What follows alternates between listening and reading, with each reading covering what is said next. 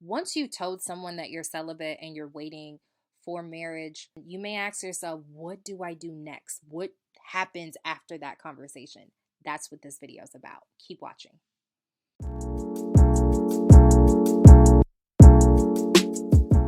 Welcome everyone to Living Purified. My name is Debbie, and this is my online journey to living a purified life for Christ with my mind, body, and spirit. Today is part 2. And if you didn't watch part 1, you got to watch part 1, is when to ask someone or tell someone, not ask someone, tell someone that you are celibate, that you are waiting until marriage. The first thing I learned was you need to listen and observe their initial reaction. This is why it's important to either do this on the phone or in person. You cannot do this over text. You cannot do this over email, social media, none of that. Is remember, you got to be ready to answer some questions. I don't care if the person's celibate too or they're not. Be ready to verify and justify why you're doing what you're doing. So that's what I'm saying. Like, you really have to have a conversation with yourself and just understand why you're standing for what you're standing for. I pray to God to reveal their true intentions. Why? Because you can't trust your heart.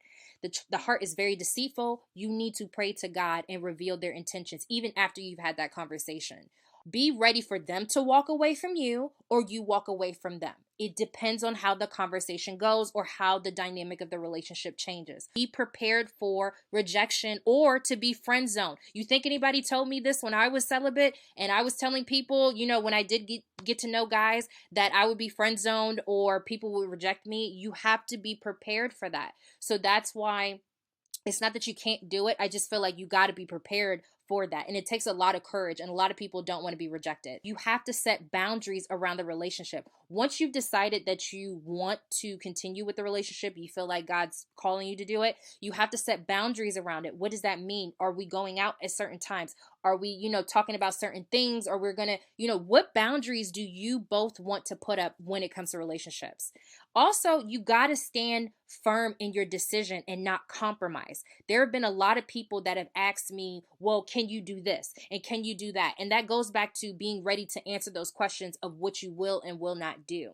Also, you need to continue to pray about the next steps. Don't just assume that you understand every single thing. This goes back into wisdom. In Proverbs 3, 5, and 6. Trust in the Lord with all your heart and lean not on your own understanding. In all your ways submit to him, and he will make your paths straight.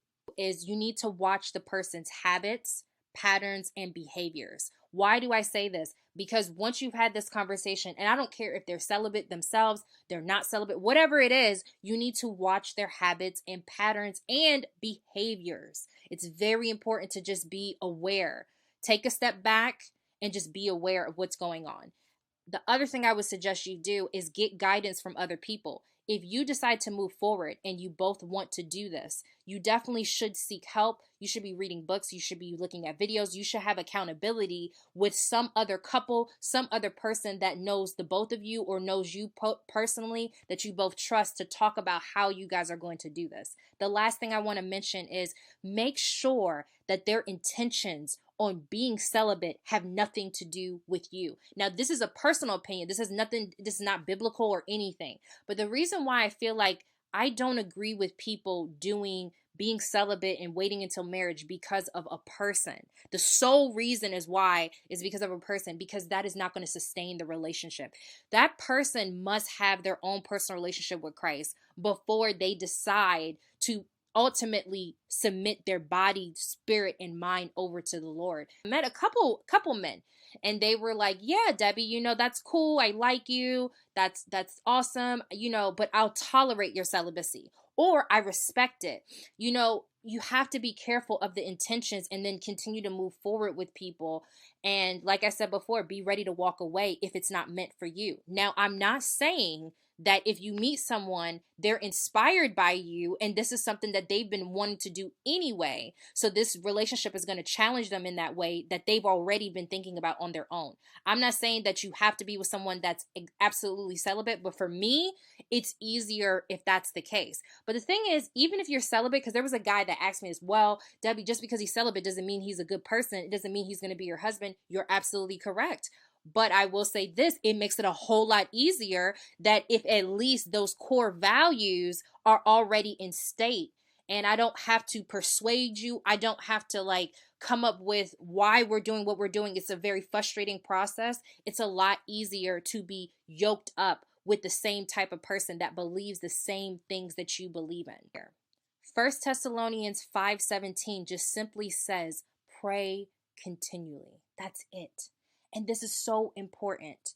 Be bold enough to say that if this is not okay, I'm going to let it go. And it took me a while to get to a point where I was whole enough to let people go and not feel like I have to cling to them in order for it to work.